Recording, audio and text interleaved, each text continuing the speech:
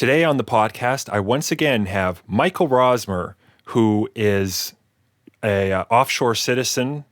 I guess that's the brand that you've created for yourself. You are a One financial, of them. yeah, one of the brands, right? You're a Yeah. multiple business owner, operator. You've got a lot of, I think, interesting ideas and expertise in regards to finances, particularly living abroad and finances in that department. And you're also creative as well. You know, I had a great introduction for you before, and I didn't want to read one this time. So people ought to check out that episode previously with Michael Rosmer. But as a special treat today, we also have on Kevin Rosmer, who is his brother and also, a friend from my childhood. But Kevin Rosmer is the lead singer of a band, Professional Help, and he's been doing really wonderful things over there with a bunch of cool guys. And it's been really exciting to see what he's got going on. So we thought today we would get into finances and branding and all sorts of interesting things. So Michael and Kevin Rosmer, welcome to Creative Insanity. Welcome to Creative Insanity. Gotta say, it's kind of disappointing to have this Kevin fellow on the podcast with us. Well, I was going to say, normally we'd get together in a room, but that doesn't always look so good. True. You and your bandmates, you mean? Or us? Oh, no, me and Michael. Oh, yeah. We were originally going to record this in Dubai, of course, when I was out there, but didn't pan out, and that's because Michael and I were constantly at each other's throats. Oh, yeah. Well, I mean, you're a big artist, too, like traveling off in Dubai. Like, that's so important. I don't know if you'd have had time for a little podcast like this. Yeah, it's a little difficult. But yeah, no, we could make it work long distance.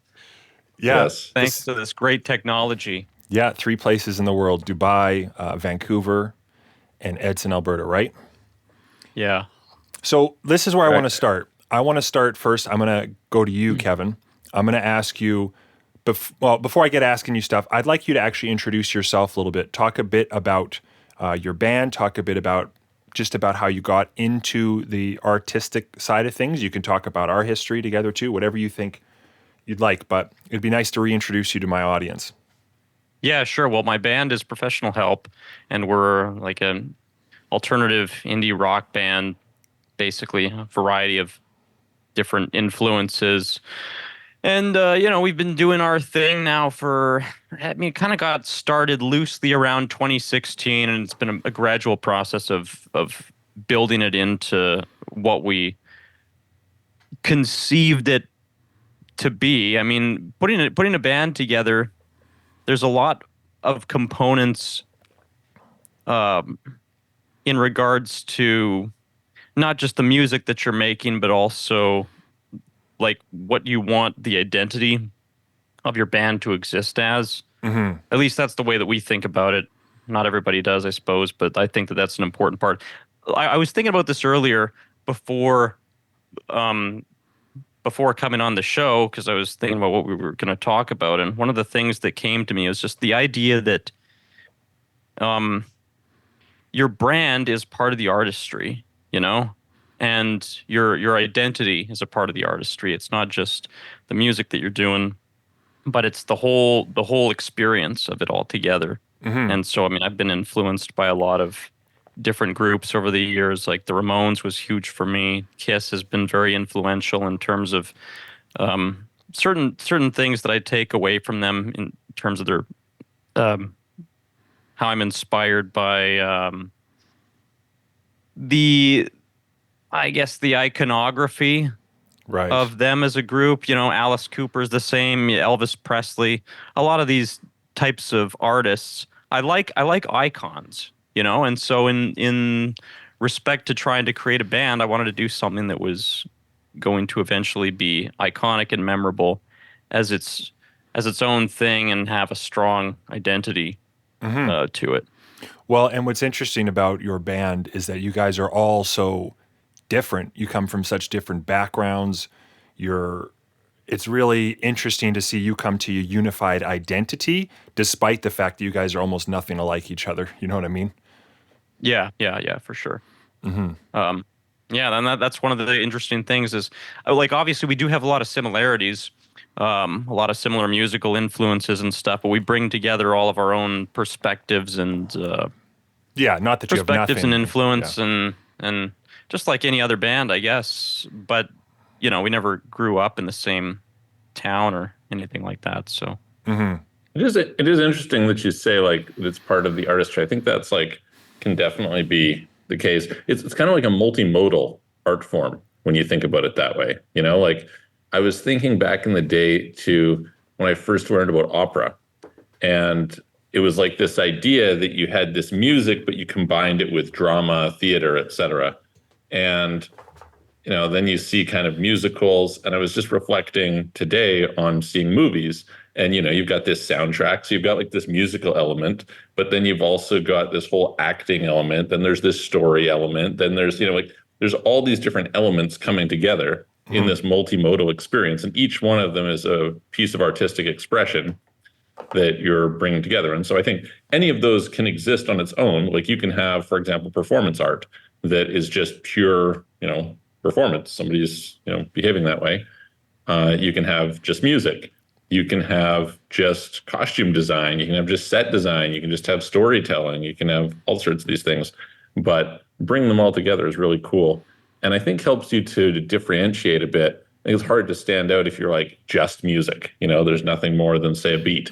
But when you add in more and more elements, it becomes more and more a reflection of who you are. Yeah. Yeah, well, and one thing I would say in regards to that, Michael, is like, as you're talking about, say with movies, I also think of like the advertising as part of the artistry. It's a component that's not directly a part of the feature that people are going to see, but the advertising is its own kind of expression that's a part of the overall experience of that movie, coming all out and existing as like a piece of cultural content. And maybe people don't always give that enough of a consideration. Yeah, I know Mass Effect 2, this was a video game, and there was a trailer that came out for it. And I must have watched that trailer so many times, and because it had this great epic music score to it. And like, I don't know what BioWare was doing or who they assigned to that project of creating that trailer, but they blew it out of the park. And that was part of my experience of that game, was the hype from the trailer. It was like, I was so hyped. I like stood in a line at midnight to be one of the first people to buy that game. And I'm not even that big of a nerd. So I think it is interesting how advertising, I think it gets often overlooked because there's something about advertising that's so easily tied to negative things, like, oh, it's like snake oil, or this person is they just want attention, right? Just look at me. And there's like some negative qualities that people associate with advertising. But really, good advertising in a way is adding value, and it's bringing something worthwhile to people who just wouldn't know that it exists without this mechanism, right? It's like a form of recommendation. Yeah, totally. Like Actually, said, it can be great art.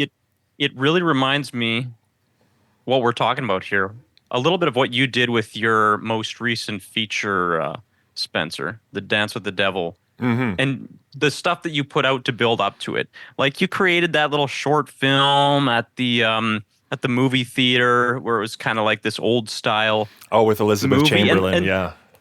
And what's so cool about that is like that's an extension of the main featured art project, essentially the art project being the film, but that advertisement becomes its own thing that exists around that, and you make it part of the art rather than having it just be something generic or non-entertaining. You know what I mean?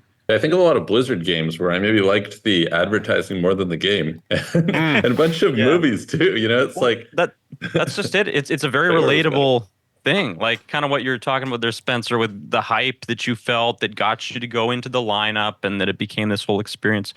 I mean, oftentimes that's not really that uncommon. Like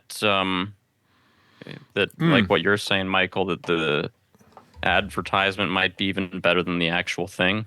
You know what it makes me think, actually, is it makes me think of sex, actually, about like foreplay. It's part of the process. It's part of the act is anticipation, right? It's not just Totally. not just the thing itself. And I actually hadn't thought of it that way before, but to what degree is that overall film experience of like going to watching the latest Mission Impossible or whatever, something that I could be excited about? To what degree do I want to have sex with Tom Cruise? Yeah. You know what I mean. But All right. I didn't think we were going this way on this podcast, but hey, listen, Yeah. whatever you Thought want, it whatever at least floats wasn't your going to boat, happen Spencer. until later in the podcast. I knew this sense of humor was going to come out just having the two of you. I didn't know when. But the point being, to what degree is the anticipation of the film part of the experience of the film? Like of the whole thing. Yeah. So let's segue a little bit here. So let's start with Michael. I know we talked around this subject a little bit, but what's interesting about having you on the podcast is you have, I think, a perspective on finances that Kevin and I can only ever aspire to. In a sense, your mind works a little differently than us. And I want to know, how do you look at money and art? How do you look at the interaction, adverse nature or complementary nature of that relationship between money and art, finances and art? How does it be made? Like, how do you look at it? What are your thoughts on that? So I think there's lots of ways to try and answer that question. I think there's, lots of money is an interestingly super emotional subject for people, right? I think it, kind of affects us in a lot of different ways. And so that becomes fairly, it's just very relevant to our lives. And so you have to think about it accordingly. I think when I think about it in this context, there are a couple different things that I pay attention to. The first is I have a deep fear of kind of like violating the sacredness of art with money. So I hate the idea of doing art for money. I think that's like really terrible. Even though it's like really practical. I guess what I'm worried about is I'm worried that the art you'll kind of stop trying to produce the best art possible and instead think like, oh, I need to put out some more art so I can make some more money. And then you kind of lose the soul of it, which I think is awful. So my general idea, I was interested in fantasy books, for example, from a time when I was very young. And I was interested, I thought, when I was in, grade 5 or 6, hey, listen, maybe I would write fantasy books at some point in time. But as I went on, I decided I wanted to be in a situation where I could afford to have anything I produced be a complete and utter failure. And it didn't matter because I would do it for me because it was something that I liked, regardless of whether somebody else liked it. Now, of course, I still want it to be successful. I still want, if you go and produce something that you're really happy with, you want people to like it and you want it to be successful and things like that. But I didn't want to have my creativity hamstrung or influenced, et cetera, by a desire to make money. I didn't want to be like, oh, hey, well, let me change the story because it might be better to have a comic relief character added to here when that's not the story that I want to tell, or something like that. And so that's one perspective. The other perspective is, I think, quite a bit about the way that you sort of need to think about the financial side for most people in order to create something that is successful. And by successful, I mean a lot of people see it. So the truth is you can produce something that's really great and very few people find out about it. And, its impact is probably considerably less. And your ability to continue doing it is considerably less. I think it's really important that people have a sustainable model that allows them to continue to produce art. I think one of the challenges for a bunch of people getting started, why a lot of people don't go further, is art is sort of a side thing for them, meaning they have to work full-time jobs and take care of life. And then you come home and you're tired and you've got, kids, wife, whatever other demands on you. How do you kind of find that space where you can express yourself creatively to carve out, whatever this vision is for you. And so it doesn't just take, like if you could sit down and I'll use the example of writing a book. If you can sit down and just write a book, maybe you can write a book in 6 months.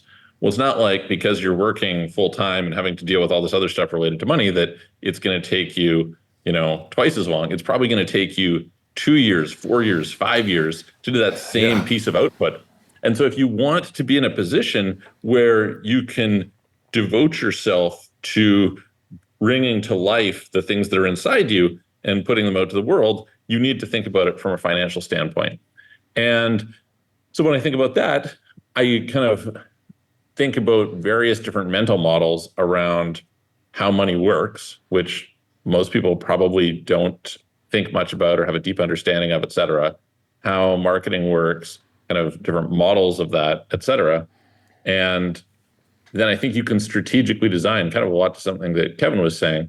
You can strategically design what your overall offering is in order to increase your chances of financial success, which in turn has this ripple effect across other areas, if that makes sense. Mm-hmm.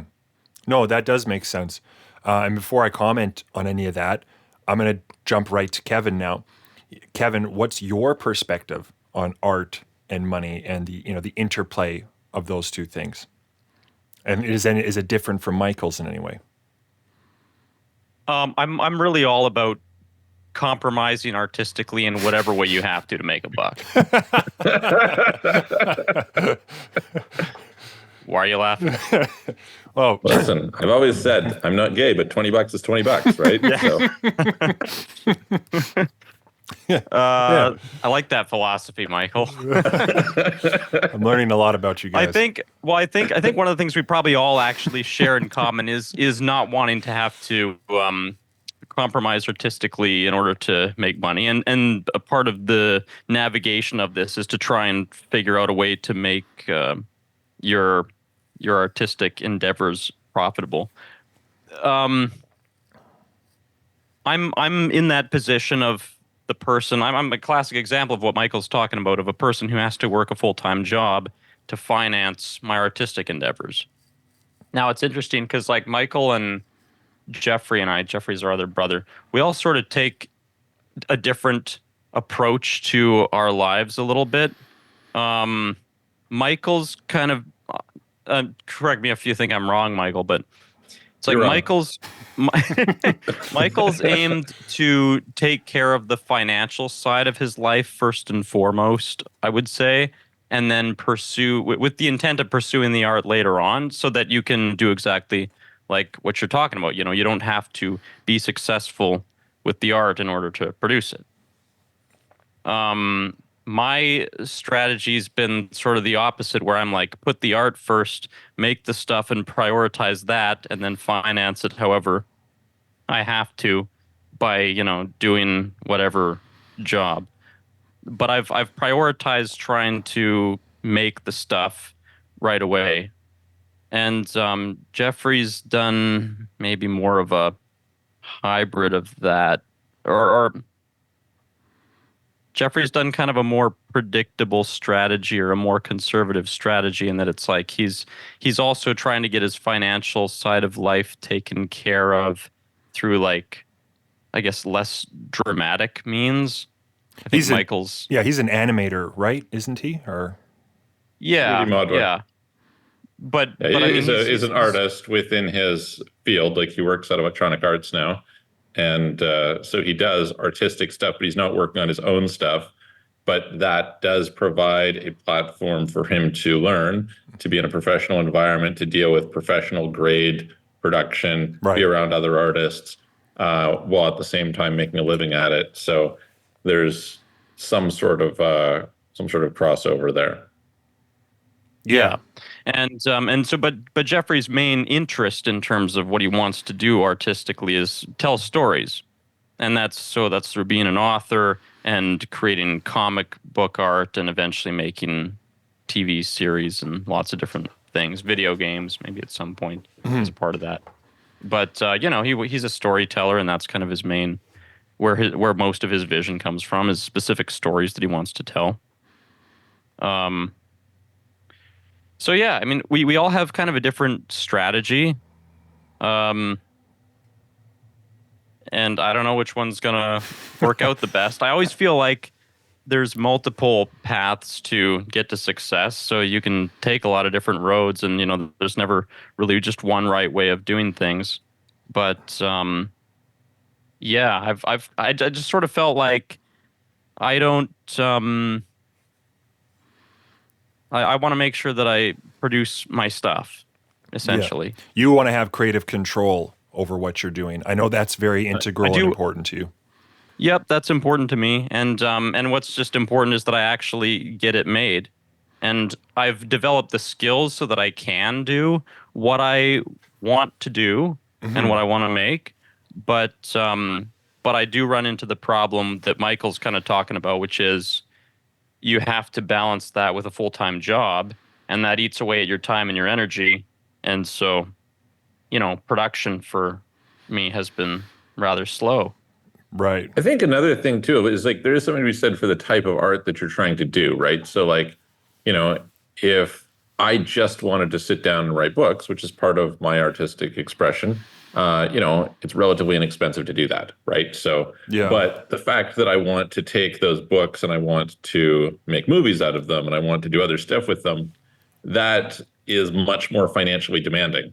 And Yeah. so part of my opinion early on, because you can say, okay, well, what does a typical writer do? A typical writer writes stuff and then they go and try and sell it to a studio who's then hopefully going to make it into something. It's probably going to get mishmashed along the way, et cetera. And so my view was essentially, okay, I want to be able to fund the production myself and I want to be able to lose all of the money and not care. And, I'm going to make the output that I want to make. And that requires a pretty enormous amount of money, right? Like you can spend a lot of money producing feature films that are at a caliber that you would hope for. I think Hopefully tools and stuff drive that down a bit over time, but that's a kind of different.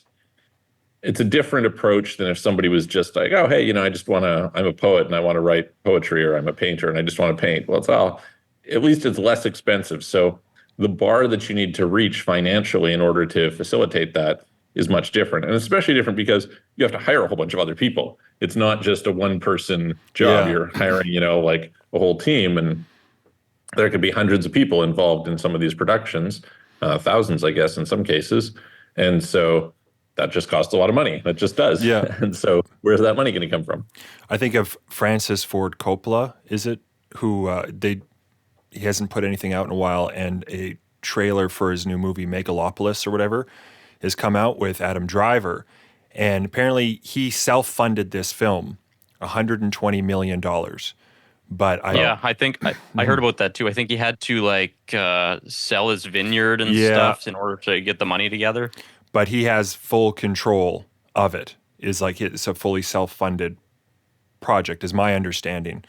And not all of us have that ability, but he's earned it in a sense, right? Like he's You know done- what pisses me off is he's good friends with George Lucas, Oh? and George Lucas could have easily funded that for him, and it wouldn't have mattered. Like George Lucas is the guy who's in the position that Michael's talking about. He's got all the money in the world. He could make a $200 million movie every few years for the rest of his life, and could lose it all, and he'd be fine. Right. And it's like, I don't know. Well, I he like to kind of think that did. I mean, especially he because produced George- Howard the Duck, let's be honest. So Well, yeah, I mean, you know what? We can all bash Howard the Duck, but I will say, and so going back to the Francis Ford thing a little bit too, apparently his new movie does suck. I've heard some bad things about it. A Megalopolis? But what I really appreciate is that he was willing to put it all on the line to make what he wanted to make. And that's like an experiment that more artists, I wish they'd do it. But a lot of people don't want to take the gamble, I mean, George Lucas wouldn't even do it, and he's in a way better position than. Yeah.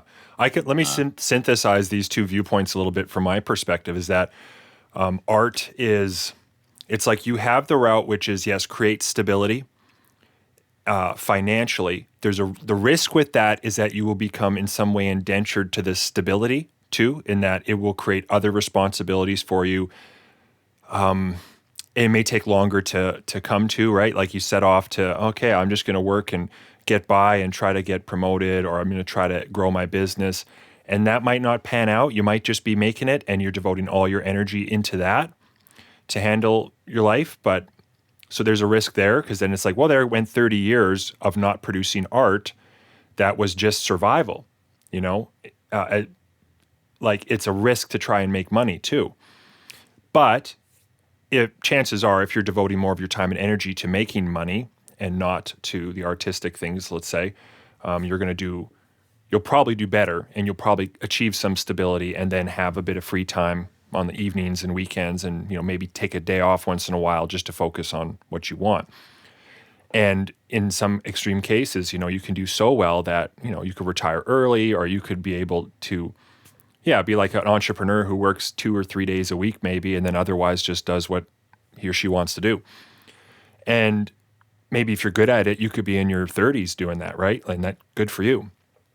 But the other process, being kind of art first, is that you have less resources. This is good because it teaches you to be scrappy, right? It teaches you to be good with resources when you have them. You can stretch them out as much as you can. And, it seems like a way to be true to the process.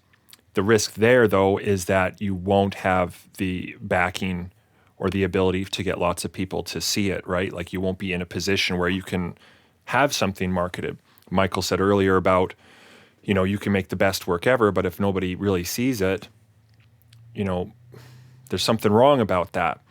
I was talking with a producer guy last night, actually, and he kind of made the same point. He went and looked at one of my recent music videos, Guilty Conscience, with Elizabeth, and he was like, man, it's got like just over 400 views. And he's like, it's just bizarre, because he's like, this is better than most music videos that are coming out now that have like millions of views. He's like, the quality is excellent, but people aren't seeing it, right? There's not enough people seeing it. And that's like a whole different skill set. I don't know what the right way forward is. But I kind of lean more. Go ahead. Yeah. Can I ask you a question? Yeah. Because I think there's a really interesting dynamic that actually doesn't really apply so much in my life to art, but it applies to something else that I was thinking about recently. And so I'm really curious your analysis on it for you, because so Kevin is a romantic adventurer, and this is code for being single. Look at him. He's single. Look at him. I'm married, but I have no kids. Yeah. You're married and you have kids. How much has being married and had kids kind of forced you to change your perspective on this, because you have a responsibility as a husband and a father? This is a great question. I would say the first thing I discovered, some people are better at time management than me. When I was single and I had fewer responsibilities, social responsibilities, I don't think I was as productive with my time. In a way, I had so much of it. It was like this resource that, oh, frick, I'm done work at 5 o'clock or whatever, and I have hours that I can devote to working on what I want to work on.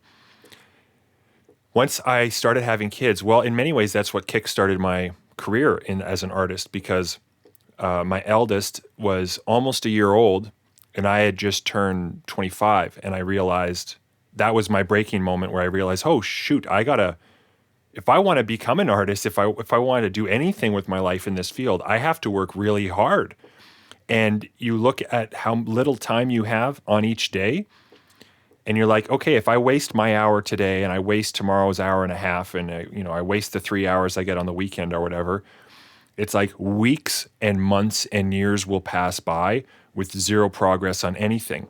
And so I think I looked at time quite immediately as this incredibly precious resource that I started to spend. I invested it much better than I think for myself than when I was single. I think in some ways a great combination is if you are like, single, not to say you can't have responsibilities. We have jobs and people are busy and social things, all that.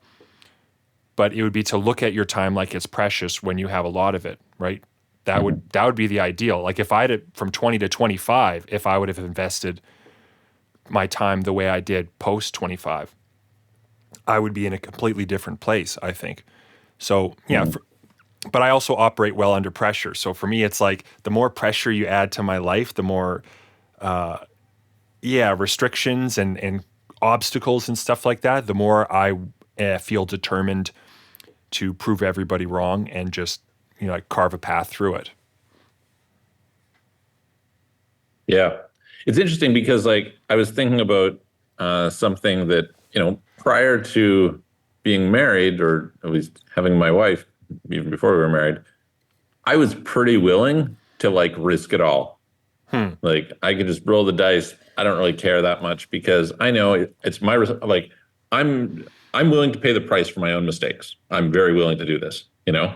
Um, when all of a sudden I had to think about my wife, it was like, okay, like I have somebody else who's depending on me. So if I just roll the dice and screw it up, now it's somebody else who's being hurt by it, not just me. Yeah. And so that was one thing. And I was reflecting recently that there was some things that I think probably should get built in the world that would require just an enormous amount of courage to do. Like I think the consequences for the people who go and do it will probably be quite grave. And I was like, I don't think I can do it at this point in my life. It's something that I would like to be able to do, but I think that because of other people in my life who depend on me, et cetera, there's just certain things that I just can't do.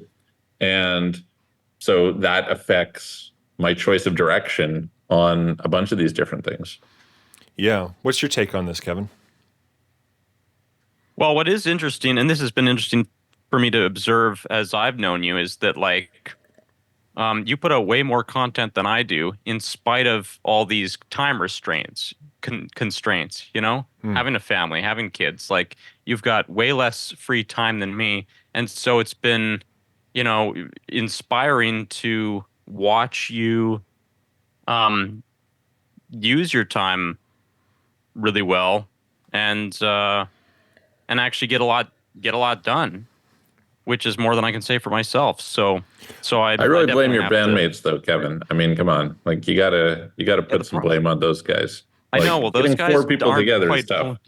Yeah, they're not quite pulling their own weight. I feel like a lot of it kind of rests on my I shoulders. think that's for fair sure, to say, but, yeah. I think that, Yeah. yeah. But what's interesting though is you have a level of when you have time. For instance, like we've experimented a bit. We did. How am I trying to say? I think your work is better in a lot of ways than mine because you had to have the time to really take to hammer out every issue and get it what you want it to be in a way.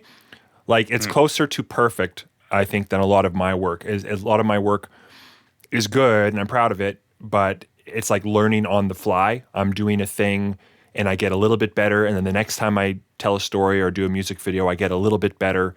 And so I have like a higher quantity maybe of stuff that I'm putting out there.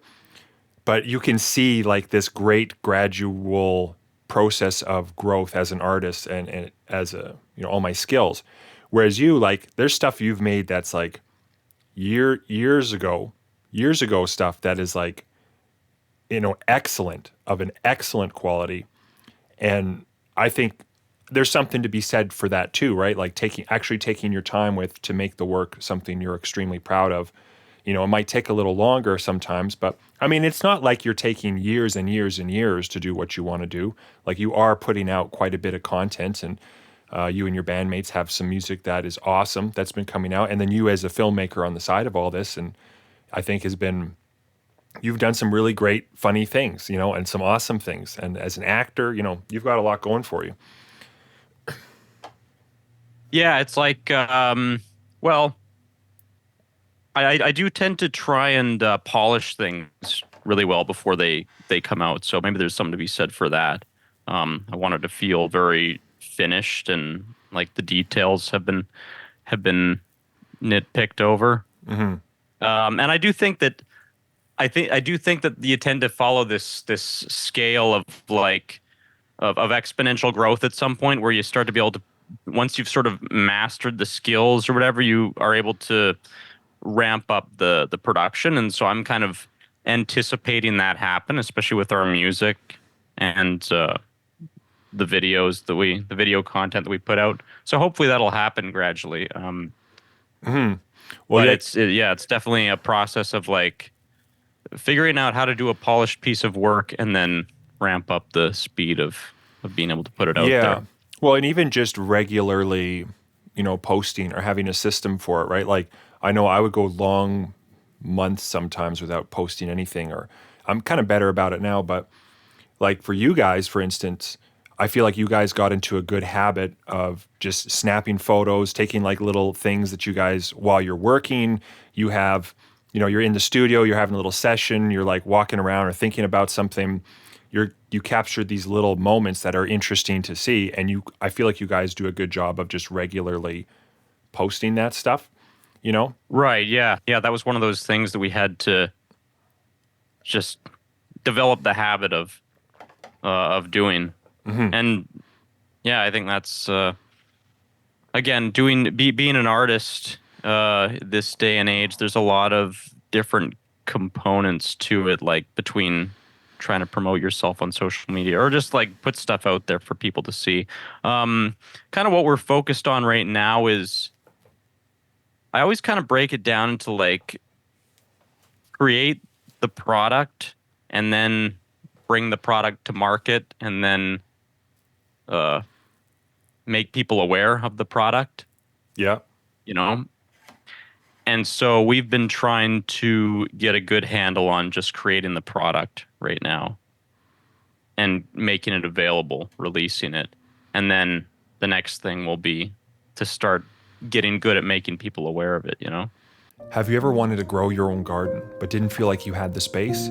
With food costs rising and concerns over fertilizers and unnecessary chemicals being added to our food every day, maybe you should consider purchasing a hydroponic garden system for your home. Grow clean and fresh produce all year round with the Eden Tower from Hope Innovations. When it comes to growing your own food, invest in the best system out there and discover the joy of regularly having freshly harvested salads, homegrown herbs, tomatoes, peppers, and more with your very own hydroponic system. Engineered to be elegant and practical, the Eden Tower stands above the competition with its patented cup system that allows you to drop a seed and go. You don't need a green thumb to grow some of the most delicious and nutritious food you've ever had. I have an Eden Tower in my home, and we've had it for many months now. My children love it, my wife loves it, and having it supply our table with fresh produce has become a regular and welcome staple to our diet. For my viewers and listeners, get an exclusive $200 discount when you make a purchase at hopeinnovation.ca for your own Eden Tower. Go to hopeinnovation.ca and use coupon code SERVANT to receive $200 off your order. Once again, that's hopeinnovation.ca. Use coupon code SERVANT, spelled SRVENT, to get $200 off your purchase of an Eden Tower. Support the show by supporting them and your own fridge with fresh vegetables and fruits in the process. And now, back to the show. Yeah, a marketing plan is quite important. And I've been a shoots from the hip kind of creator a lot. But as you pointed out, okay, so I'm not trying to pat myself on the back here, but you had mentioned you enjoyed the promo that I did for Dance with the Devil, the premiere that we did. And I've recently been invited to go on set for an independent production. I'm going to fill in and film some behind the scenes for them. And I'd say it's arguably like one of the biggest things happening, like certainly in Edmonton. And it's an incredibly cool, really big independent production. There's going to be like military jets and filming at an airport, and there's a lot going on. And when I was talking to the producers on the project who had invited me there, he only said a couple nice things about me, and one of them was my ability to promote myself. He like noticed that as one of the things. He's like, so many people can't promote themselves. And it was a weird moment for me because I've never thought of myself as somebody who knows how to promote, or it's like I've just done it because it seems necessary. Like, I'm putting on an event, we're doing a premiere. I don't want people to come and think it's a crappy time. I want people to have a good time. I want people to be proud to be there. I want it to be just like a great overall experience. Well, I need butts in the seats. I need people to want to come to this thing. So it's like I'm approaching promotion as like a kind of hammer in a way. Like I'm going to just do this thing and tell people about it. And I'm going to do it in the way that I know how, which is to be creative. And maybe it makes me think that I ought to focus more when it comes to like a promo plan. Like me and Elizabeth did this dinky little noir video. And I think you said to me, you're like, I think that's like the best thing you ever made. And, you know, Yeah, I really do, and that's what's so funny about it is it's so oftentimes it's like the thing that you just don't really care about, this little throwaway project or whatever, ends up being what people resonate with the most. It's kind of ironic, but yeah, well, and I wrote it the night before. We did it. We filmed it in an evening over just a few hours, and I edited it over just a few hours, like or a couple of short sessions, couple sessions of a few hours, I think. So really, like I was able to pump that out really quickly, just having the right people with me. And Elizabeth and I were talking, and because we're going to be performing together, probably we're going to do some crazy stuff this fall. And it's like, man, we could just pump out so much more stuff because the skill set is there. And maybe we need a good marketing plan to get people to come to performances or, whatever it is that we're working on. So that's kind of a stage that I'm at right now is I'm assessing marketing and, filming music videos and trying to get a game plan going to keep like a business, keep attention on the work that we're doing, hopefully giving it a chance to succeed and get to the right people. And that's a bit of a new space, new territory for me. It's a little bit intimidating. And like Michael, what's your experience with marketing in general? Because like some of the things that you've done, I'd say, at least from the outside, don't seem like creative endeavors, and some things do seem like creative endeavors. But you have done things that have generated a lot of interest. Like you've marketed yourself really well with Offshore Citizen that businesses will spend, I think, probably like they'll spend money on you for your thoughts. And that doesn't happen just like they know about you and they see what you're doing. Tell me a bit about how you look at marketing and how it's influenced.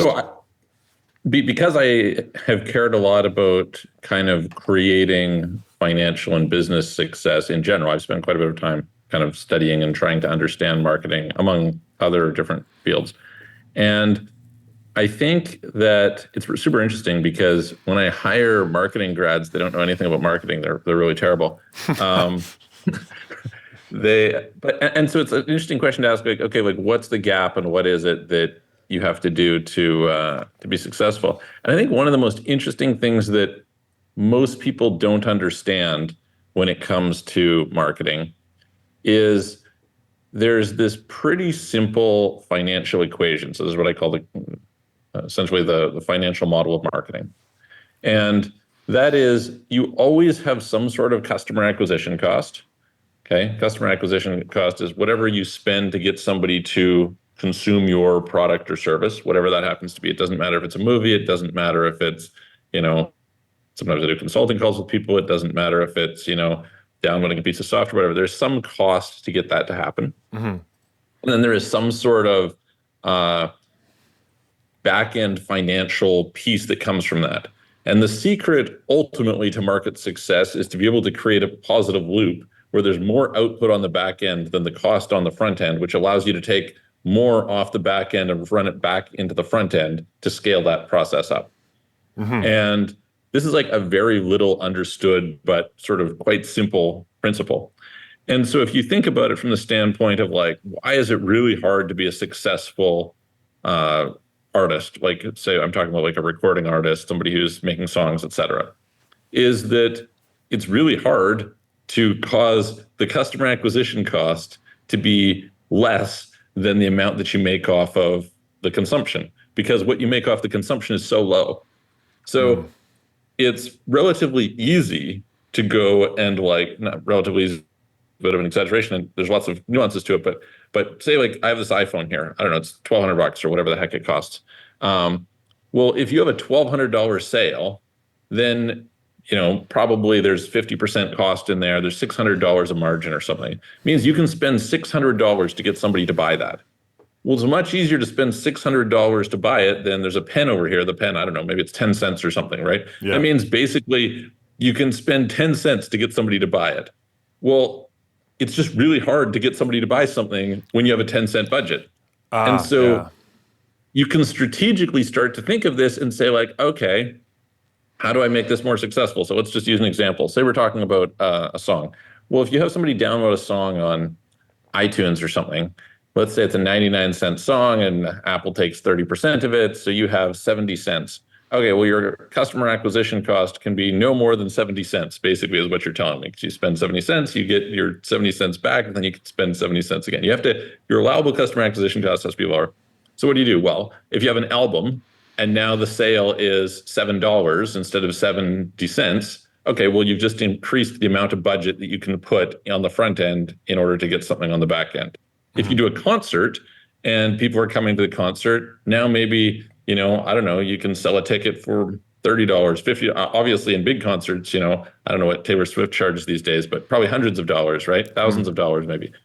So there's like different ways I think that and the whole point here is to focus more on the customer than on the product, because it's like the lifetime value of the customer. And so if you get somebody, so you like bought a follower, right? And that follower is going to keep coming back over and over again, then you can lose money on the first transaction because you make it up on the series of future transactions. And so let's just use an example. Harry Potter, the first book wasn't actually that successful, right? But they built an audience. The second book, all of those, or a bunch of that audience bought again. But on top of that, some other people came and bought. And like you kind of get this snowball effect by having a body of work. It's very hard to be successful off a single piece of work. It's much easier to be successful off a body of work just because of the financial economics of how this works. And so similarly, like, okay, this is why bands sell merch, right? They sell merch because it's a way to, the person is already coming out. They already like you. They're already, there. Well, hey, might as well make an extra $10 off of them buying your t-shirt or your hat or your whatever the heck it is that you're selling. And so I think that it would be much easier for a lot of artists to be successful if they thought out a little bit more of like, what are ways that my super fans, the people who really love me, can support me in other ways? Because a lot of people want to. Like I think about, I'll have certain authors who I really like. I understand that it's hard to be an author, super tough. Like you have to spend probably 2 years writing a book that when somebody buys it, it's a $10 sale. And in a best case scenario, if you sell an Audible version of it, or sorry, not Audible, Kindle version of it, maybe you get 70%. But realistically, if you go through a publisher, you make like $1 or $2 a book. Yeah, it's ridiculous. And I think to myself, and I think like, well, as somebody who appreciates that work, okay, look, like not everybody can afford it, but I can. And I would quite happily support that author a lot more. If they said, hey, listen, I have something where you can pay me $20 a month to support me. And at the end, you're going to get the book for free. Honestly, I don't even really care that much about getting the book for free, but I would support that. Like $20 a month is not a big deal. And like, but for that person, that's like, by the time they do two things, that's, $240 per year, $480 instead of $1 that they got from me as a super fan. Right. Well, you don't need that many super fans then to be able to like go full time. What do you need? I don't know. You need $50,000 a year or something to be able to support yourself full time. Well, if you have 1,000 super fans who each pay you $50 a year, then boom, you're there. And that's like a much more manageable chunk for people than trying to say, okay, well, how do I get selling $1 songs? Yeah. How do I sell 50,000 of them? And so like there's this mindset around how to create financial marketing success that I think is sort of missing. And that's like, we're talking about the back end, you can talk about the front end as well, but that I think like could really help a lot of people. Well, I think I just want to quickly add, some of this is mindset too, and it's you say take like a loss at the beginning. If you look at your own labor and learning as an artist, it's like, what point is the start date and the end date of that graph? Because I've had, when you start, you're 19 years old or something like that, you're out of school, you love art, you want to do artsy fartsy things, and you're working hard. Everybody asks you like, oh, what do you do? What are you trying to be and all that. It sometimes takes a long time before you consider yourself, oh, I'm an artist, right? Like this is what I do. And especially because people around here, it's like, people will ask me, what do you do? I'll say I'm a filmmaker. more often. And they're like, but what do you actually do? And it's like, no, like I make money doing filmmaking.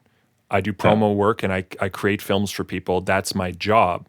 So Yeah. I have to specify I make a living doing that because most people think you are that. But if I look at my career as a rap artist, for instance, there's so much effort that has been put in, so many days, dinky little videos, music videos with just like, a lot of earnestness, but not a lot of skill or ability or a good team or anything like that. Just doing everything that I can. At that time, I didn't think of this as like investment in the same way. It wasn't like, I'm going to work now, this is my job. Now, I look at all those times, all those efforts, and I think to myself, how that was work, that was investment, that was like, if you start the graph just much earlier, I have a long lost leading time, right? I have a very long time of like creating one thing after the other, after the other, after the other. And I think only now is there like this little upward incline. There's this little tipping point potentially that I'm on where things could rapidly turn different for me.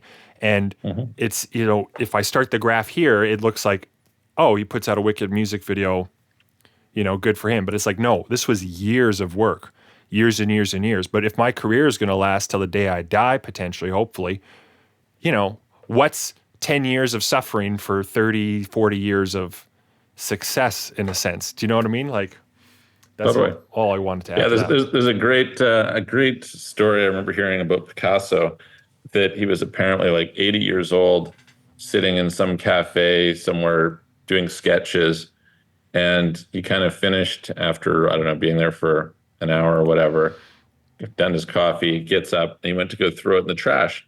And this woman was like, whoa, whoa, whoa, whoa, like, like, what are you doing? Like, you're throwing this out. And he's like, yeah, it's just a sketch kind of thing. And she said, oh, well, can I have it? He's like, well, you can buy it from me. And it's like, okay, like how much? And he's like $20,000 or something. And she was like, what? It took you like 20 minutes to do it. He's like, no, ma'am, it took me 60 years. Yeah, that's great. Yeah. Yeah, there's definitely a lot to be said for the upfront investment, I think, in artistry in particular. Like it's all the work that you do, all the time, resources, labor, money that goes into it to draw in that audience. But probably with any business, even really, you don't usually see an immediate return. And so, kind of going back to the formula you're talking about, Michael, where it's like a person, you're trying to figure out that formula of the cost, how much it costs to get the customer versus how much you're going to make on them. Usually there is this upfront investment that you have to make, and then you make it back on kind of by being able to scale things upward later on. Yeah. Yeah. And it helps again, like, so that's why, so like, I think about YouTube, right? So, when I started doing YouTube, the first few videos would get like almost no views. It took a long time to get to 1,000 subscribers. You're busy doing a lot of work where, like if you get a subscriber a day, you feel like this is just rocking it. It's awesome. Right. But if you consistently put content out, then you start to have this compounding effect because somebody discovers you and they go and they look at a bunch of your old videos. They're like, oh, hey, this is cool. Let me go and explore this. And, then you've got a body of work that they're going to go and explore. And each of those things is an asset through which you can be discovered in the world. And that has this effect. And at some point, it starts to get enough of a feedback loop that it's like, oh, this is pretty good. Like I can feel enough reward. Like, if I put out a video now, it's like pretty much I do really, really bad if I, didn't do 5,000 views on a video or something like that, And before it would be like, you're super lucky if you got 5,000 views on it. Heck, you're super lucky if you got 500 views on a video or something. And so, yeah, there's a lot to be said for being willing to play that long game and build. And yeah, there's a lot to be said for like, okay, having a quality product and working on, trying to make that product more successful, making it, creating something that people will love and sort of discovering who your audience is, who is going to resonate with you, because not everybody will. But if you're willing to kind of build up that body, and then again, so looking at the YouTube thing, one of the advantages that I have is I can monetize the audience pretty aggressively. So there's a lot of value that I can extract from doing one video. It's, really, really easy to kind of run that loop if I want to.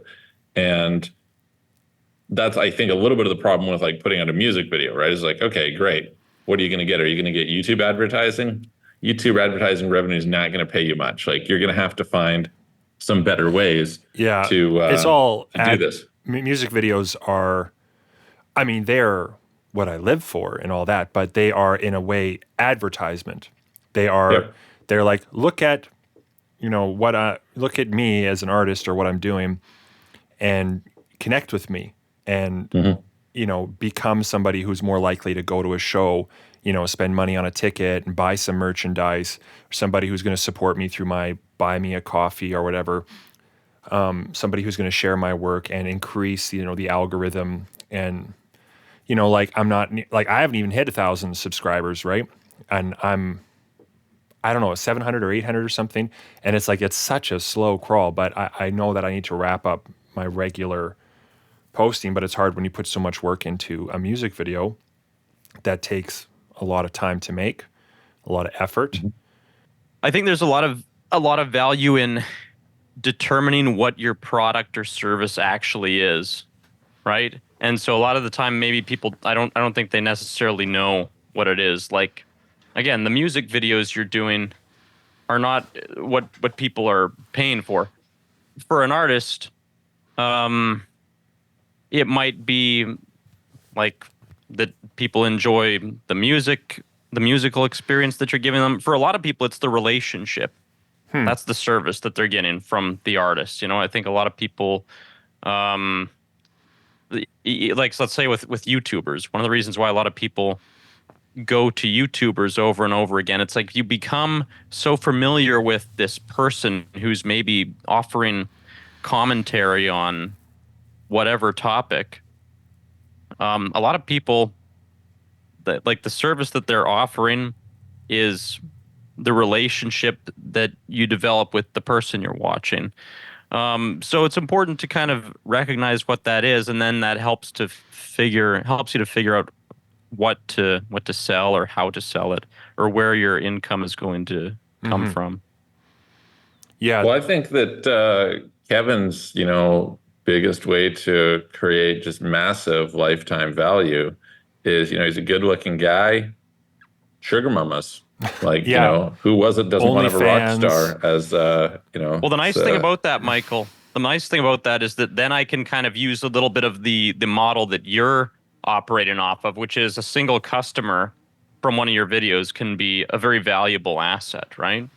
Absolutely. So where you'll get someone paying you $10,000-$20,000 for your services, all of my videos are advertisements for me, and I can get, however many thousands of dollars from these sugar mamas. Yeah, I mean, think about the time and investment each too. of the band members can too. That's another great thing about having a variety of different band members who can each go off and make a little bit of bring home some bacon for the band, so to speak. And if you're all present in like the act of getting the sugar mama, like you can have one of those compounding fees, like with just you, it costs this much, but with, your bandmate tag teaming, it's a little bit more, right? Like there's an untapped market, right? There's a lot of untapped ladies.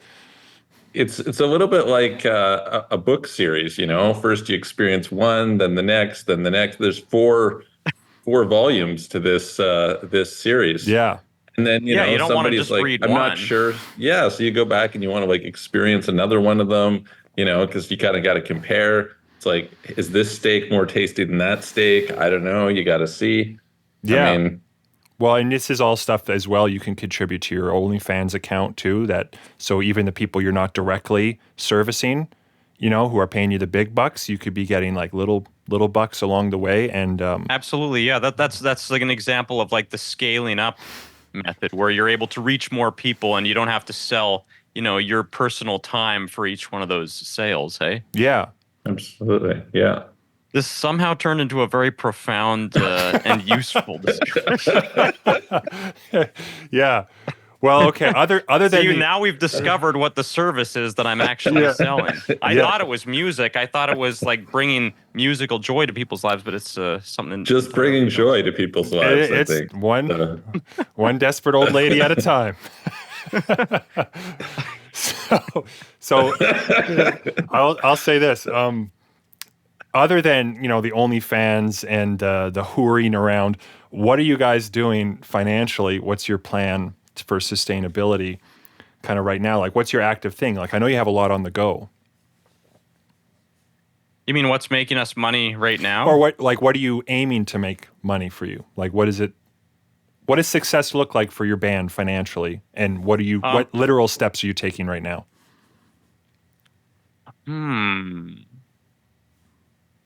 That's a little hard for me to answer at the moment. Is it because it's secretive? Probably a lot of the typical band things for starters would be one like arm of it, one branch of it. I think there's a big sentiment in music land, like people who are these musicians and stuff, all complaining that they don't make enough money off of Spotify streams. Mm-hmm. And I think the problem is that they're expecting to make money off Spotify streams. It's like, again, the existence of your product on Spotify is not supposed to be the product. That's the advertisement that draws people into having a relationship with you as a group and being able to invest in kind of the fan experience, I guess you might say.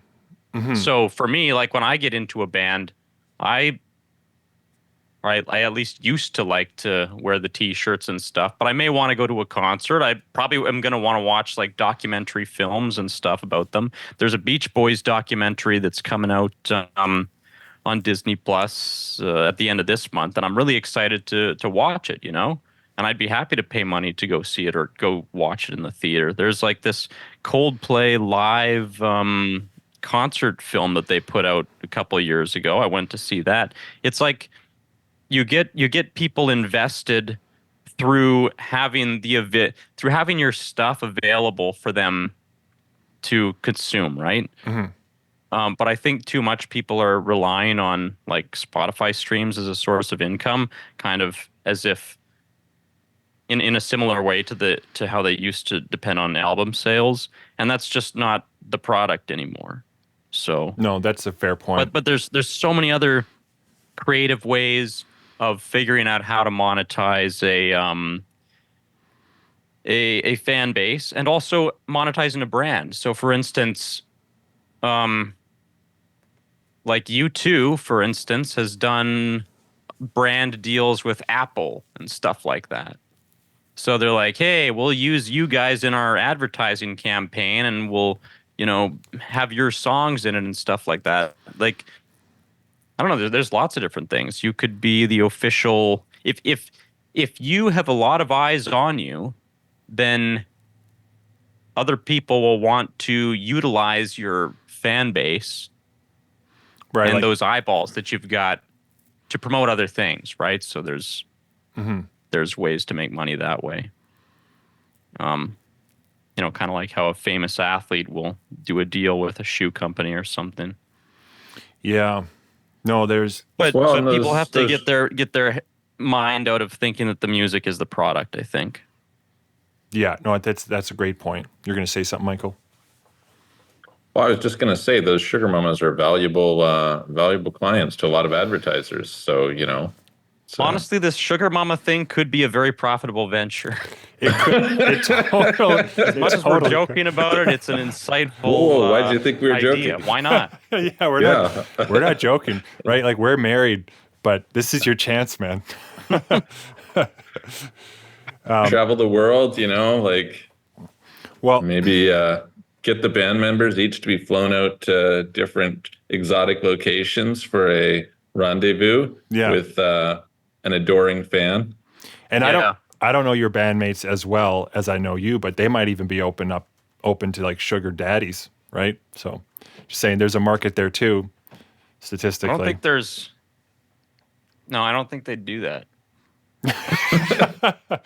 All right. Well, But actually, you know what? Speaking of this type of service, a little bit there is a lot of I don't know if you guys have heard of like where like certain celebrities and stuff will make money by say phone calling your friend. You can like pay a Yeah, yeah, Cameo. you can pay give for a this. phone call Yeah, to yeah. a friend Yeah. and wish them a happy birthday or something. Yeah, Or a this was happy how anniversary. You got I a guest interviewed on your Jesus pod? Christ, basically. yeah. What's that, Michael? This is how I interviewed Jesus Christ, basically. Oh, okay. Yeah. Yeah. Right, because The Jesus Jesus Christ. is all about making money. No, a different Jesus for a YouTuber named Jesus no, I Christ. know. Yeah, I know. okay. I was just But getting around to yeah, it. no, Jesus Christ, the YouTube sensation. that'll be the next Broadway hit. I'm gonna But say yeah, so that's like his way of making money, hey, or at least one of. I mean, it's one of them. Yeah. Yeah. I'm gonna segue now into, unless you have something else, Michael. I was gonna. Just so there's something that I wanted to bring up because I do think it's important for people listening. I don't know. Like, I think one side is like, okay, this, monetization, whatever. The other side is this building the fan base thing. And so I kind of mentioned, like if you say, all right, well, how do I accelerate? Because, okay, you can just keep putting content out and gradually, organically growing a following, and that's great. And once in a while, maybe you get lucky and you get some really viral piece of content. You learn how to hack the algorithm like Mr. Beast or something like that. And that's great if you can do that. I think that's pretty hard for most people to do with their type of content, et cetera. And I do think there's like some really cool things that can be done. For example, I like to watch these people called the Piano Guys. Do you know the Piano Guys, you guys? I think you mentioned him before, but I don't know. They have a great YouTube channel. It's a guy with like a cello and a guy with a piano, and they'll go and they'll Oh, film yeah, you stuff in showed like me the Grand some. Canyon and stuff.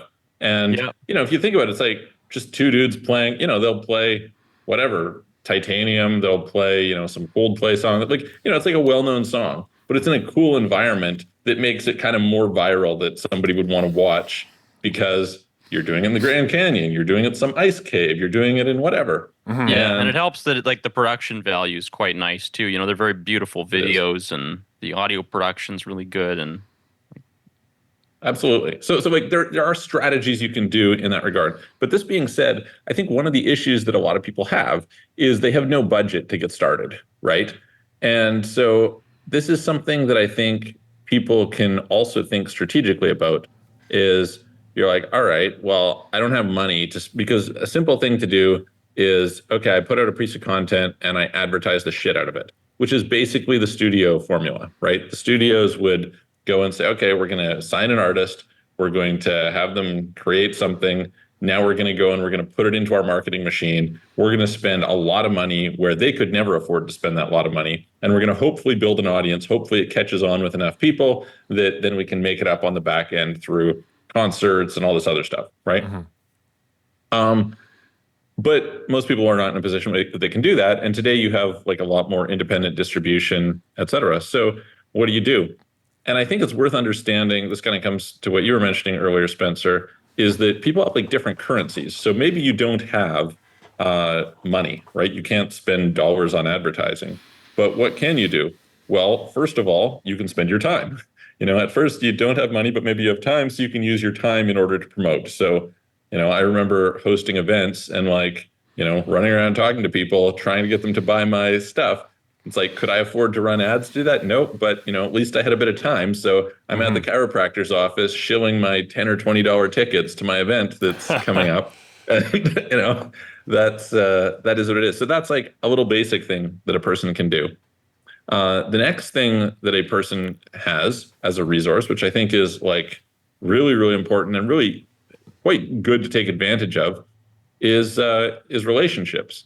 And okay, so the most basic thing is maybe there's people who like you who are gonna like shout you out or something. But I think for artists, like just collaborations, right? Right. So you have an audience, they have an audience. You're like, hey, look, let's do something together. Now we both get exposure to each other's audience, And so I remember when I was dating kind of like young Instagram models back in the day, and they would want to build a following. And, you might think, oh, you're a pretty girl, so you're going to get a following. No, it turns out this was not so true. It actually just doesn't work that way. But what I would always tell them is I'm like, you should do a photo shoot every single day with a different photographer. And you should try and go and do it with some other models. And you should all just agree to tag each other in the photos. Yeah. Because that's how people discover you. And if you just do that a lot, you're going to go and you're going to get a lot of exposure. And then people are going to get to know you. And so I remember the one girl like did a photo shoot with this one photographer, and he posts her and she gets 500 followers overnight, and it's like would have taken her ages to get 500 followers, but she can get that amplification. It's the same thing that somebody's like the opening act for a big band, right? Mm-hmm. Okay, the big band has the following and you get to go on there.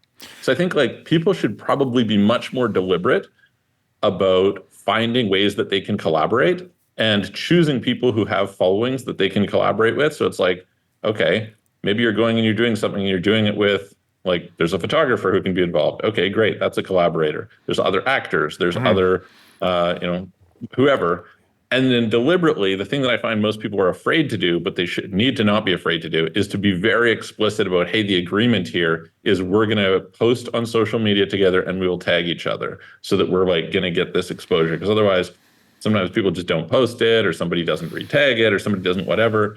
And I think it's like, it's free advertising that you can pick up that can really, really help you. And if you kind of do that enough, then as you grow your following, then other people want to do it with you because you have a bigger following, and off you go. Are you enjoying this conversation? I really hope so. This podcast, like my music videos and films as Servant, is a labor of love. But the bottom line is that volunteer labor has its limitations, and all of this takes money. For my staff Nikki's hours as she edits the show, for my own hours as I chase down interesting guests and record with them, there's always a cost to producing high-value content, even if that cost is small. Support my artistry as Servant and the show Creative Insanity by buying me and my team a coffee, or sign up for a monthly membership to help me make music, films, and podcasts that are meaningful and worth experiencing. Simply go to buymeacoffee.com/servant. Once again, that is buymeacoffee.com/servant, spelled SRVENT, and see how you can support. Thank you to everyone for listening, supporting, and sharing these conversations with your friends. All of that's very helpful to the podcast. And thank you as well to everyone who supports my music and films as Servant. And now, back to the show. Collaboration has been, I've learned a lot about collaboration through trial and error. And the thing that I'd like to highlight about what you've said, not highlight, a different angle here, is that with collaboration, you are bringing something to them. So in the case of these models, for instance, you're like, yeah, go work with a bunch of different photographers and yada, yada, and this one works with another photographer. That photographer got something out of it because he got a great looking model that he was able to showcase as an example of his work, his ability to photograph and do a good job working with models. So she provided value to him, right? Mm-hmm. And that's the key thing. I know when I started, I'm 25, I just started to do rap music. I'm in Edmonton at the time, quite isolated though. I'm not really sure who to work with, but I get this instinct of collaboration, like, oh, I should work with people. This would be good for my career and all that. And I had a lot of interactions, I think, which were not so genuine, or not that I would be attracted to work with someone because they had a following. Mm-hmm. And I would think that my association with them is going to be great for me. So I would kind of I remember I went to this show one time and there was a few pop singers and they were really talented. And I remember afterwards I was talking to one, and I must have just been an eager beaver because I was like, oh, well, I do this. And yeah, I'd love to collaborate right away, within seconds of meeting this person. And it was just a really crummy thing to do because I wasn't actually providing value. I wasn't building a relationship. A good example here is my relationship with Elizabeth Chamberlain. Why it's working and why it's going to work is because we're both providing value to each other and we both have respect for one another. And we're both professional. We both have something of a quality that we complement each other. It's not like I'm just leeching off of her. It's not like she's leeching off of me. It's really we're kind of filling the gaps for each other and what we can bring, and we can make some truly extraordinary work. And I feel like it's just a really good example of like, I had to get to the right attitude as a collaborator. I had to get to the right place where it's like, I genuinely want this person to succeed. I'm not jealous of this person. I don't look at them with like, oh, I want what she has. That's the wrong energy. Yeah. It's like, I see her and I see something special. I see somebody who's incredibly talented, devoted, hardworking, and all these great qualities. And I want her to succeed. And I actually want to bring, like, I'm almost like protective of her in a sense. Like if I'm working with her, I want her to shine in the thing that I'm doing, right? I don't want it to just be about me. And I think that she seems to be thinking and acting the same way. And that's great collaboration. That's a good foundation. And though we only have like one song out there right now, like looking back at this conversation a year from now, I think people are going to be fairly blown away at the stuff we've done, and we're building each other's audiences, and we're kind of growing, like her audience is being exposed to mine and mine is being exposed to hers. Yeah. And, people who know us both are like doubly motivated to support what we're doing. So I don't know, I guess one of the things also that I think you did that was really smart was starting your podcast, because I think there's like, sometimes there's different entry points, And so one entry point is like, oh, hey, let's collaborate on doing some sort of a song. I mean, I can see how for a lot of people that would be a tough collaboration. If it was like, it's just like the barrier to getting and doing that collaboration might be fairly high. Whereas there's kind of something flattering about, hey, listen, I really liked your stuff. It was super cool. I, have this podcast. I'd love to invite you on to have a conversation about this. And so it's like, okay, yes, that's getting them some exposure. That's whatever. But it's also like a fairly small sort of flattering ask. Mm-hmm. And I think it allows you, because the problem in a bunch of things is that how do you stand out in that context, right? Like you go out and you meet them in some place where there's a lot of people and they're kind of the celebrity and, those people want to see them, et cetera. How do you stand out in that context? Well, probably there's very little you can say that is like going to blow them away, right? Or at least I don't have that skill. There's some people who are like pretty good at it, but most people do not. But if you have something like, hey, I have this podcast I'd love to invite you on, it's a really easy sort of ask. It's like a reason to have a future conversation. Even if they don't say yes, even if they don't come on, it's like, okay, well, hey, well, give me your number. Like, let's talk about it afterwards. Hey, I would be open to the discussion, right? Right. And so then you get to have a future conversation, and then, you see if you jive a little bit more, and, oh, hey, like, tell me about the other stuff you're working on right now. And, oh, that's really cool. I'm doing something like this. And, you can kind of start to get that exposure of building this relationship, because you need some mechanism by which you can build a relationship. Mm-hmm. And, so I think this is like pretty important. Something interesting here too, Kevin, is that we collaborated, and we've collaborated multiple times in different ways. And actually the first musical video collaboration that I ever did was with you. And at that stage, I didn't know how to do anything. I don't even think I was bringing value, really. I was just like, hey, do you want to do a music video with me? Maybe the only value was that it was an opportunity for you to practice. I don't know. But yeah, well, I mean, it was a fun project for me to do. So I think that's kind of where we were meeting, at a place of like, hey, I've got these skills where I wanted to make something, and you had a need to have something be made, and you were a good it's kind of like a little bit like the photographer shooting the model, In this case, you were the male model, I was the photographer, and I was going to hopefully get you back to my place later on for a little bit of action. Yeah, get that edit going. As I recall, your girlfriend kind of got in there, so I don't know. Maybe that was really what tore us apart. Yeah, was it me acting with your girlfriend in the video? That was the problem? No, I think it was what was going on between you and I behind the scenes. Oh, yeah, that's right. Yeah, no, we got in the way of her and you. I understand now. Yeah. But your marriage stuck together somehow, so that's she doesn't know, so... Oh, shit. There was something that I wanted to mention in there. About so you guys had. Oh yeah. So like one of the things I think that is important to notice is like I do feel like if somebody's getting started, they might feel like, oh, hey, well, two lessons. One is they might feel like, oh, hey, I'm in a situation where I don't have big people who I know who I can collaborate with. And it's like, that's okay. Just start with whoever you do have.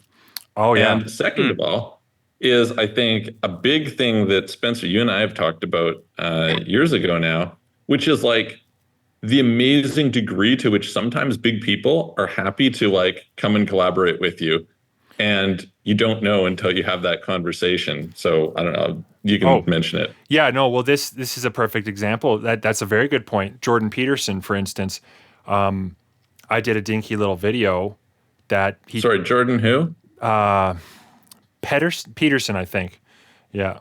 Didn't he like do something with like Servant did something that was related to him or Yeah, something? yes.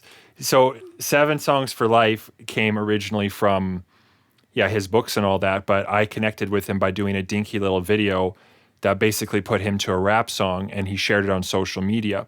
And then people from his team reached out to me, and it was like just the silliest little way to connect with someone. Like, I would just, he's like one of the, probably like the most popular philosopher, psychologist on the planet, probably.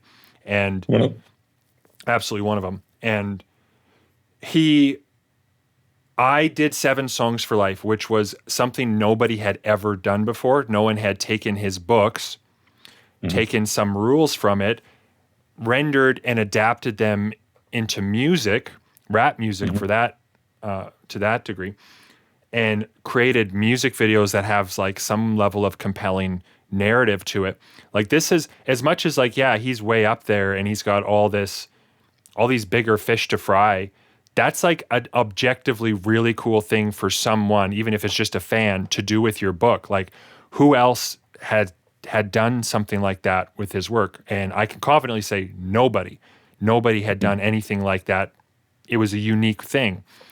And so his team was actually really motivated to get it to him, to be like, dude, you got to see this. Like, you're going to think this is really crazy. And then, of course, he and I did have some back and forth about it where he complimented it. And ultimately, he shared it and invited me to meet him. And, it's like, I'm still in a way just a fly on the wall, but like that, it also happened because I provided value. I didn't just go, hey, Dr. Peterson, could you please just like share my rap music? But yeah, like he privately told me after the whole thing that he would share. Basically, he seemed to imply that he would share all my stuff. I just got to send it to him. I still haven't sent him Guilty Conscience, but I know I should. And it's like, that could be a very fruitful, good relationship. Absolutely. And it's actually brought my stuff to other audiences in small ways and big ways. So that's a thing to think about if you are trying to collaborate with, is like, in what way can I provide value to this person? It's like the further away they are from me, let's say in status, the more value it has to be, maybe, but yep. it is an exchange of sorts. And it's best if it's coming from a genuine place of like, you're not trying to capitalize on someone, but you like, I appreciated his books. I liked his work. I listened to a lot of his lectures, and I think that the kind of love I had for his stuff shows in the work. Like, it's coming from a genuine place. Another thing that I think is relevant to this topic, and it is part of the reason why it's like, why does so many big things come out of certain places, is that, like there was, for example, this kind of YouTuber scene in LA. And so if you lived in LA, it was much easier to connect with a group of people who, you could collaborate with. And I do think there's something to be said for sort of like the price of your art, the wisdom of being willing to go to the places where you are going to be around more people who you can collaborate with. It's really tough. It's not impossible, obviously, but it's really tough when you're in some place that there's just not a lot of other creative people. Just that's the way that it goes. Well, and so when you can bring them together, or you can have accessibility to them. Yeah, and like Kevin, I think you've had some success with that, right? Because you've got work being on set, doing grip work, acting, and doing various things. And my understanding is you've met a lot of people, other fellow creative types, and you have collaborated with them, right? Yeah. Working in a creative environment has definitely put me around a lot of other creative people, and so building those friendships and stuff, you end up working together, and that definitely helps to have people a good way of meeting people that you can work with. Yeah. Or you could be like me and Edson for a long time and not really work with anybody because it's Yeah, like, but it is cool though too that you've found, because you're like probably one of the few people in in your community that's doing stuff like what you're doing.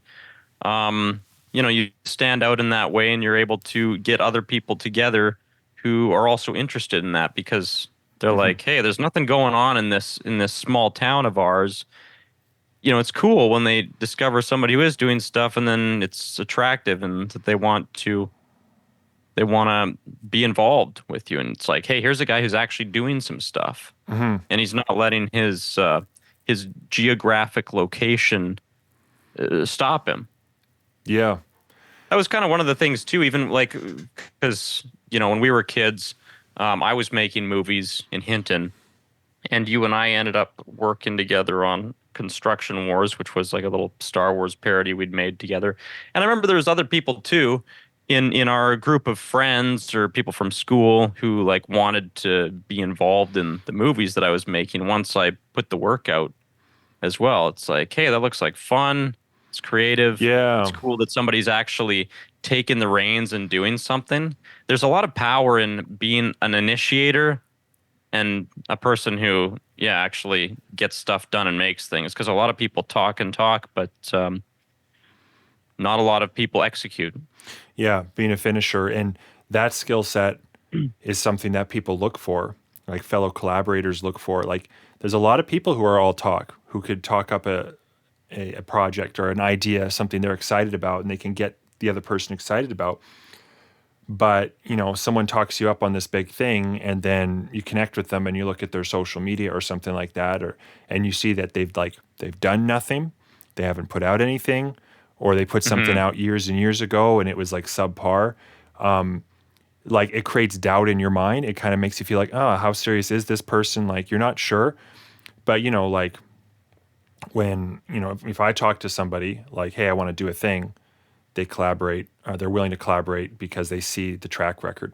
There's just so much that we can get into, and so much We could that, talk for a long time. Yeah, yeah, absolutely. yeah, I don't know. And it's like we could.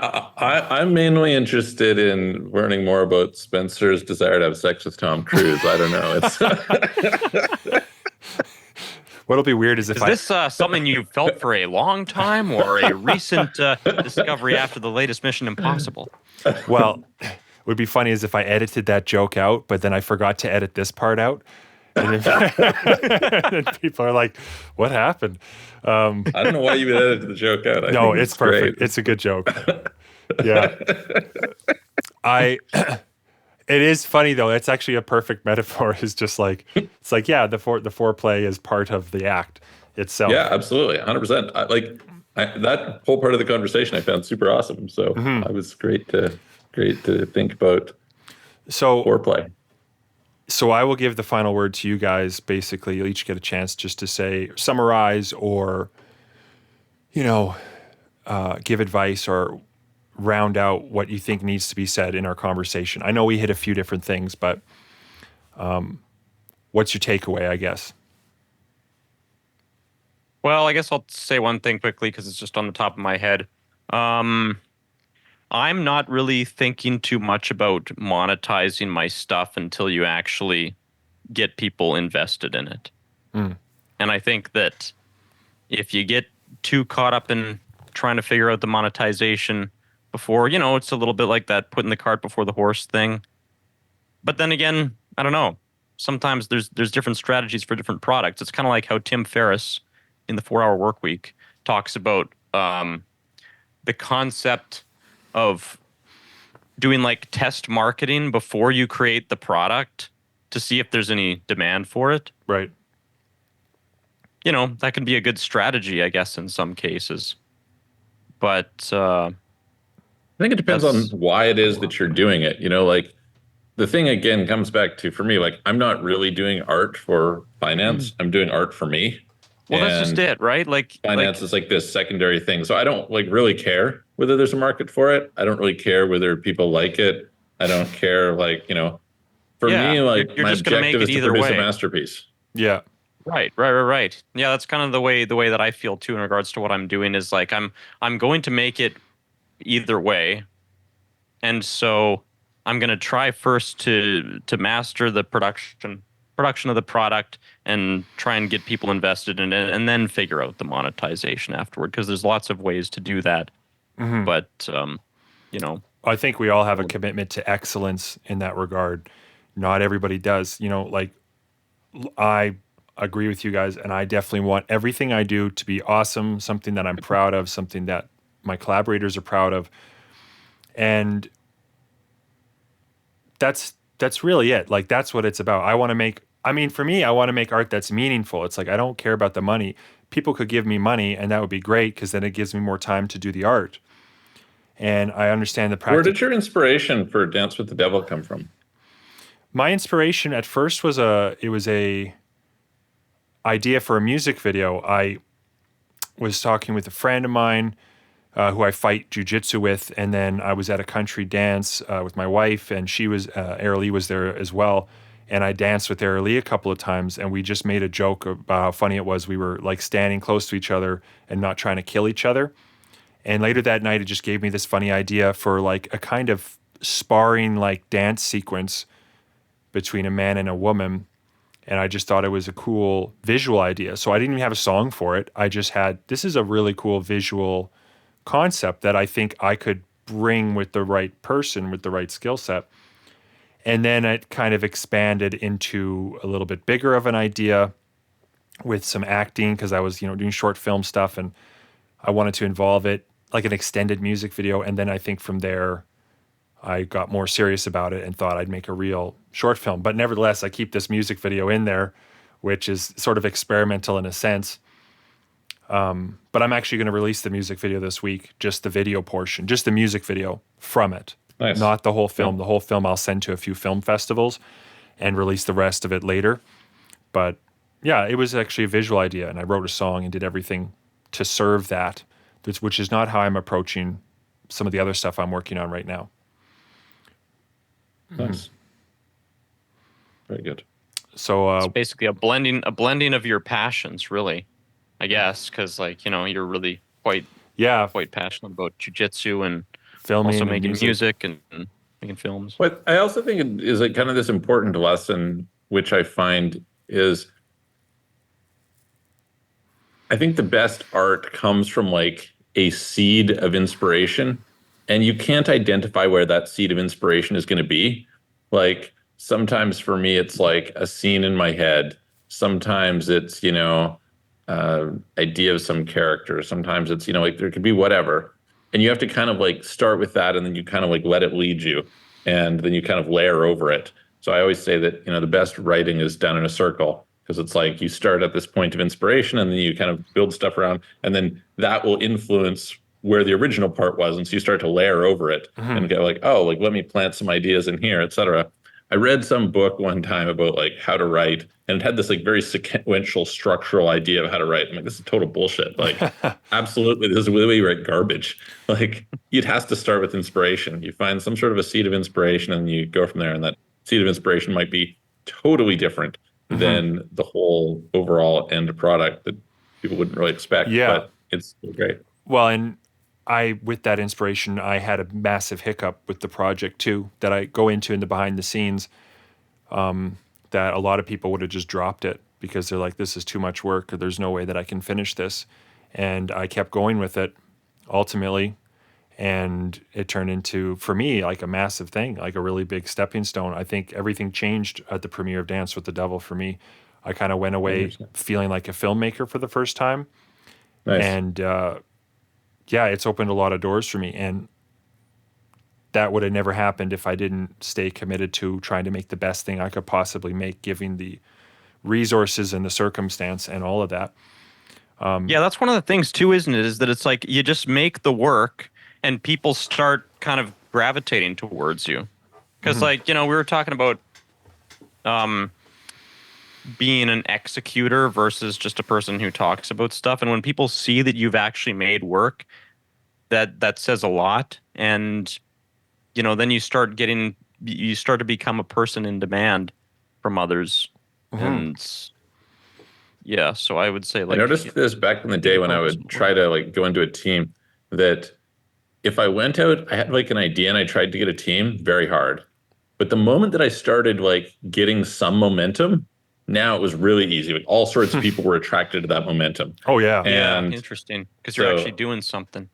yeah, like it's hard to do something. Very few people get started, very few people go and build something, and so there's this compounding effect that comes on there.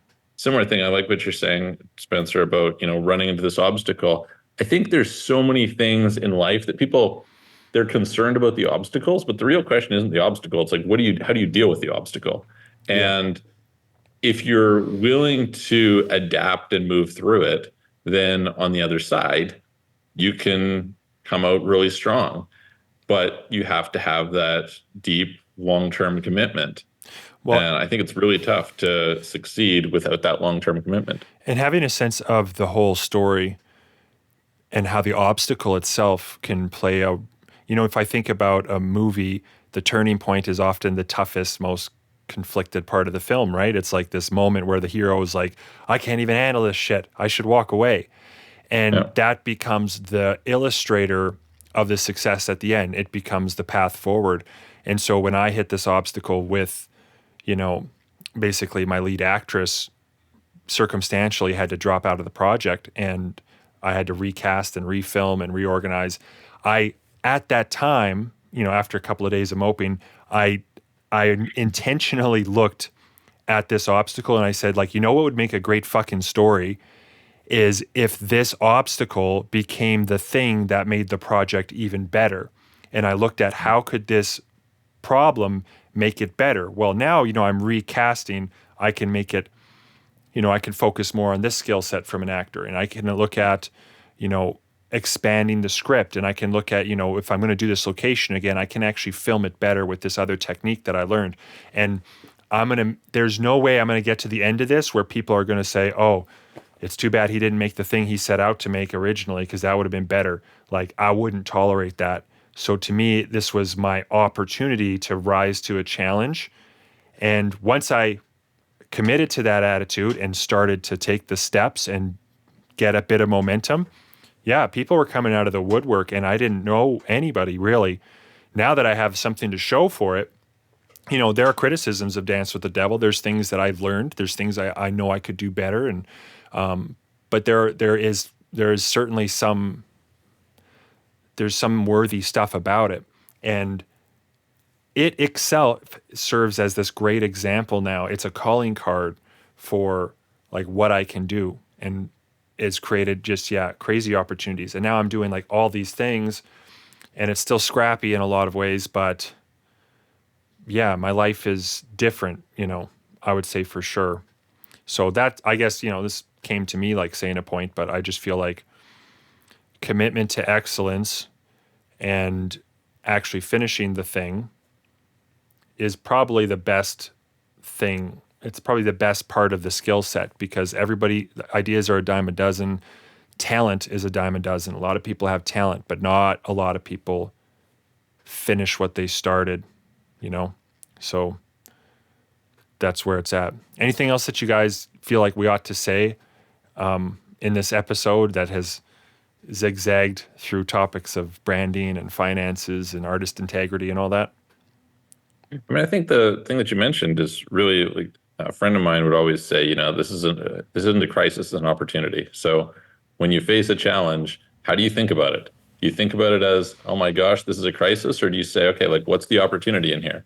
And if you go and you reframe things in that regard, you're just going to be more successful. So I think it is, I guess I would like end on kind of this message of hope, which is like, it's actually never been easier in a sense.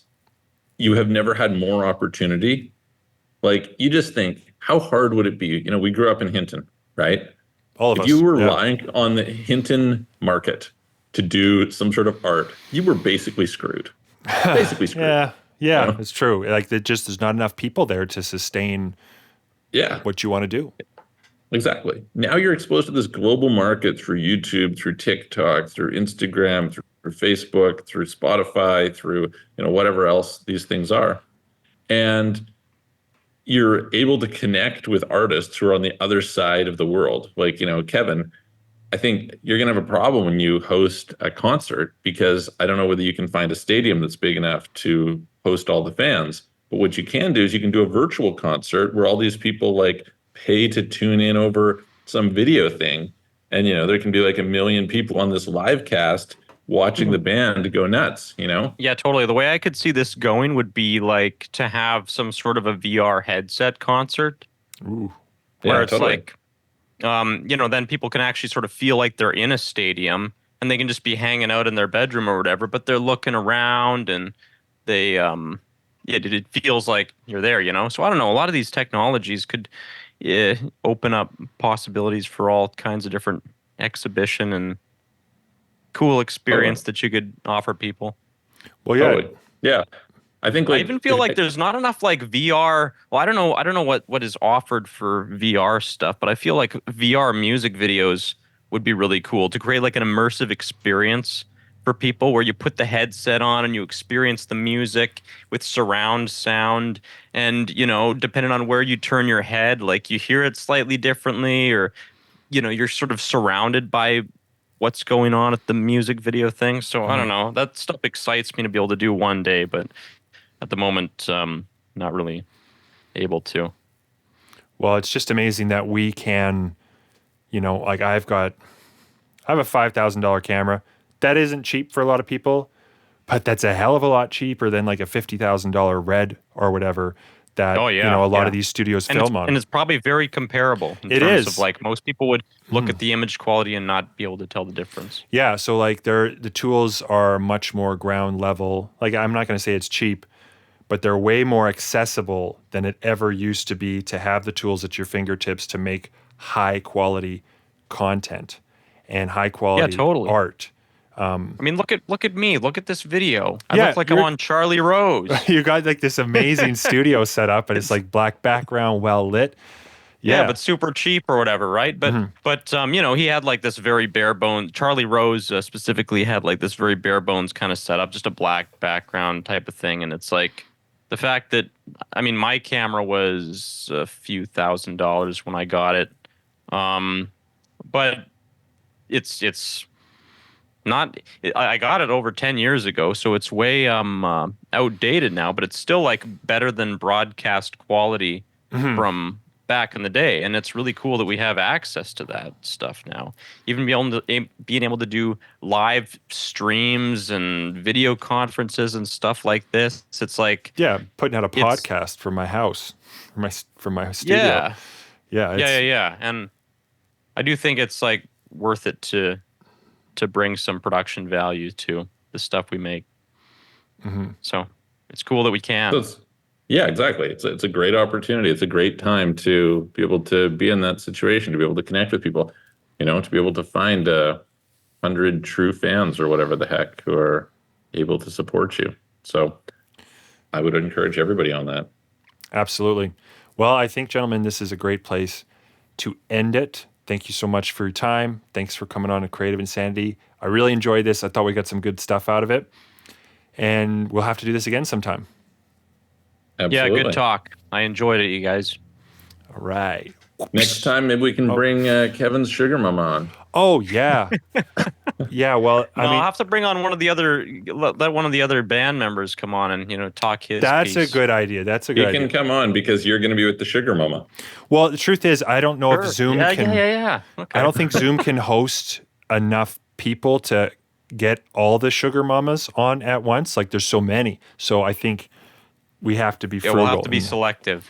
We Yeah. can have audience members vote on which sugar mamas should be featured. Yeah, that's a great idea. Okay, now I'm Maybe gonna, maybe we can get them to pay for the right to be the sugar mama Ooh. who's featured with Kevin. Dude, that's See, now yeah, we're the band using the member. monetization. that's like and- crowdfunding associate producers, right? That's what it Absolutely. is. Yeah. Okay, now I'm going to cut it.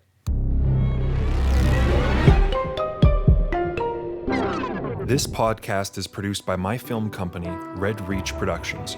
We specialize in business promotion, documentaries, and cinematic storytelling. Based in Edson, but serving the whole of Alberta, Canada, and beyond. Check out our client testimonials and reach out to discuss the film project that you have in mind at redreachproductions.com. Thank you again for listening to Creative Insanity.